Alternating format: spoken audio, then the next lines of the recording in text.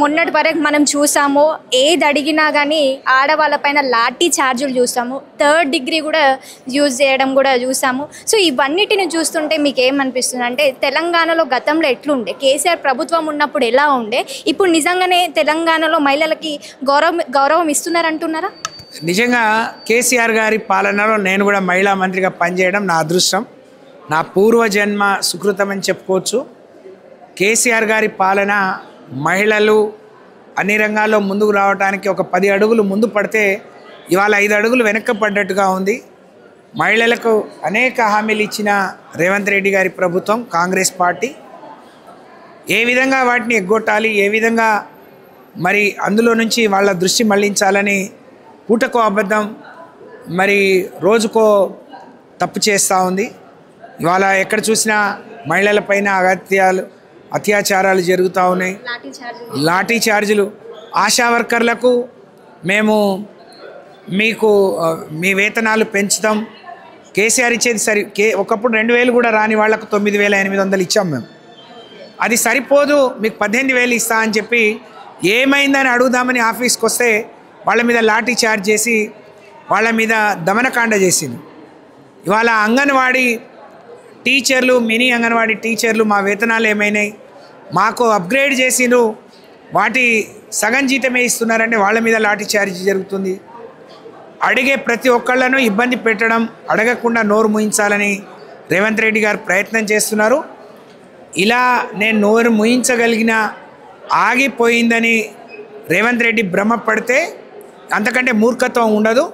ఇవాళ మహిళలు చైతన్యవంతులు, విద్యావంతులు, వాళ్ళ హక్కుల కోసం ఎక్కడికైనా పోయి పోరాడే శక్తి సామర్థ్యులు. కాబట్టి తప్పకుండా మీకు రేవంత్ రెడ్డి మాత్రం తెలంగాణలో ఉన్న 1 కోటి మంది మహిళలను కోటీశ్వరులను చేస్తా అని చెప్పేసి అంటున్నారు. సాధ్యమయ్యే పని అంటే నేను అడుగుతా ఉన్నాను రేవంత్ రెడ్డి గారిని కానీ కాంగ్రెస్ పార్టీని, మీరు 1 కోటి మందిని కోటీశ్వరులు చేయడానికి ఎన్ని కోట్ల బడ్జెట్ పెట్టిరు మహిళలకు? పోయిన సంవత్సరం ఎంత పెట్టిరు? మీరేమైనా 1000 ఏళ్ళు పాలించడానికి వచ్చిందా? మీకున్న సమయంలో 15 నెలలు అయిపోయింది. ₹1 అదనంగా మీరు మహిళలకు కేటాయించని రేవంత్ రెడ్డి ఏ విధంగా కోటీశ్వరులు చేస్తారో మరి మహిళలు గమనించాలని నేను ఈ సందర్భంగా. అంటే ఫ్రీ బస్ కూడా పెట్టారు కదా మేడం, ఫ్రీ బస్ పెట్టారు, 500కి సిలిండర్ ఇస్తున్నారు, 2,500 ఇస్తా అంటున్నారు. అంటే ఇవన్నీ చూస్తుంటేనే కోటీశ్వరులు.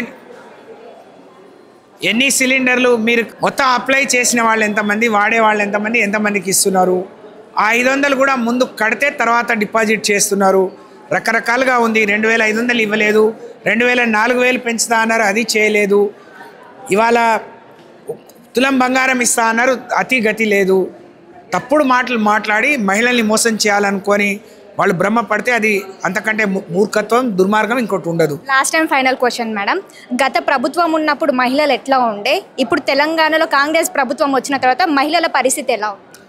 గత ప్రభుత్వంలో కేసీఆర్ గారు అంటే నేను 30 ఏళ్ళుగా రాజకీయాల్లో ఉన్నా, ఏ ప్రభుత్వం ఏ నాయకుడు ఆలోచించని విధంగా ఒక తండ్రిలాగా బిడ్డలకి ఏం కావాలో చూసింది, ఒక అన్నలాగా ఆ చెల్లెలకి ఏం కావాలో మరి ఒక తండ్రి మనసుతో కడుపు నిండా అన్నం పెట్టిండు, ఒక మేనమామ మనసుతో 1,116 ఇచ్చిండు.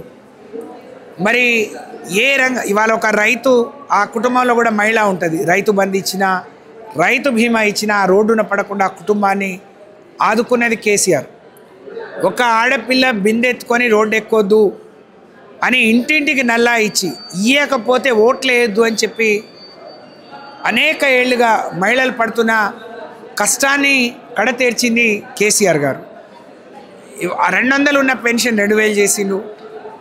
అంటే ఒకటని కాదు, చెప్పుకుంటా పోతే అనేకం. కేసీఆర్ గారు అంటే ఈ రాష్ట్రంలో మహిళలకు ఒక ధీమా, ఒక నమ్మకం, ఒక విశ్వాసం. ఇవాళ అవన్నీ పోయేటట్టు రేవంత్ రెడ్డి మరి చేస్తూ ఉన్నాడు. కేసీఆర్ గారు వాళ్ళకు జీవితకాలం సరిపడే తృప్తిని, సంతృప్తిని ఇవ్వగలిగితే పొద్దున్న లేచి మనం ఎప్పుడు వినని ఇట్లాంటి పదాలు కూడా ఉంటాయని అనుకునే విధంగా ఇవాళ తిట్ల పురాణం చూస్తున్నాం.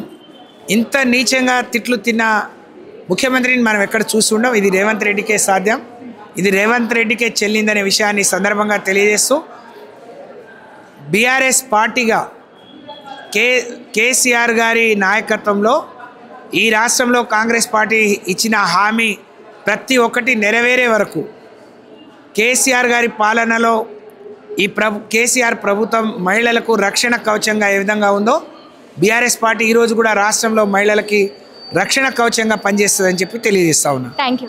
Thank you.